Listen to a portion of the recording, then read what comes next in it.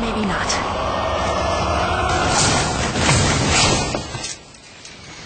Lady, I haven't got all day.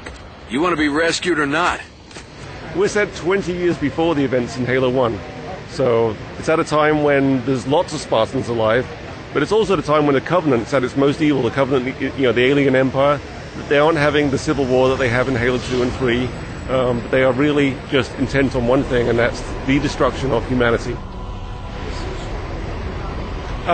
One of the things about Halo is people play them for the stories, and people play them to be the one guy, the Master Chief that saves the universe. So, you go through, you blow up that Halo, and it's cool, you've actually done something. So adding to that was actually very tricky. RTS games are there, some of them have great campaigns but not strong stories, so getting a strong story in there was really important to me. I like in games when people use characters because they just like that character, and that's what I want to get in Halo Wars, is people just using characters because that's the right one to to go kill that guy. That's hit like that. Not necessarily the best hit points for it, but make it personal. A first-person shooter is literally always about that one guy, but an RTS is always about a whole group of people. So being able to tell a story about a whole group is really exciting. We're gonna need backup.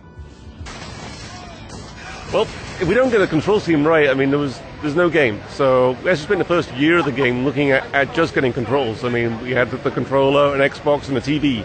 And so we actually made Age of Mythology work with the controller first. And we've spent a long time on that. We've played around with the circle menu and what to do there. We tried 16 things on the circle menu, 10 things, and settled on 8, and how to select things, whether it was A and A or A and X. And eventually one day, one of the playtesters came up and he said, it's easier to play Age of Mythology now with a controller than it is with the keyboard and mouse. And then we went, okay, we're making progress. Right away.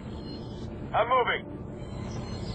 We knew how hardcore it was when the first trailer went out, and they told us, you've got the wrong guns on those Spartans. Those Spartan uniforms are wrong.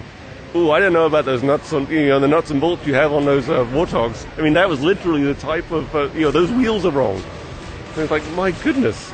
So when I looked more at the, we were already pretty immersed in the Halo universe, and we thought, we knew our Spartans and we knew our guns and so forth, but I redoubled my efforts since then to make sure that the game stays true to Halo. You'll need to open them in the correct order. Yeah, we worked a lot on Bungie with, we took up the Age of Mythology build and showed them, RTS on a console.